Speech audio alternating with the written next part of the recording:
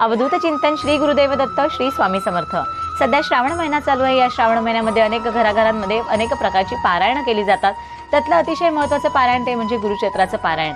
गुरुचैत्राचं पारायण करणं ही प्रत्येकाची जबरदस्त इच्छाशक्ती असते आणि वर्षातून किमान 3 पारायण तरी आपल्या घरामध्ये झाली पाहिजेत। स्वामी महाराजांच्या पुण्यतिथीनिमित्त श्रावण महिन्यामध्ये आणि मार्गशीर्ष महिन्यामध्ये चैत्राची पारायण केली जातात। तर या श्रावण महिन्याच्या कोणत्याही दिवसापासून तुम्ही पारायणाला सुरुवात करू शकता। 7 दिवसांचं पारायण असतं। घरातील अडीअडचणी, सुवेर सुतक, मासिक पाळी इत्यादी पहा आणि मगच पारायणाला बसा, कारण हे पारायण आपल्याला मध्येच सोडायचं नसतं। सगळ्या नियम अटी ज्याही काही आहेत त्या ग्रंथामध्ये दिलेल्या आहेत त्या सर्व पाळा आणि मगच पारायणाला बसा। असं म्हटलं जातं की स्त्रियांनी गुरुचैत्राचं पारायण करू नये, परंतु असं काही नाहीये।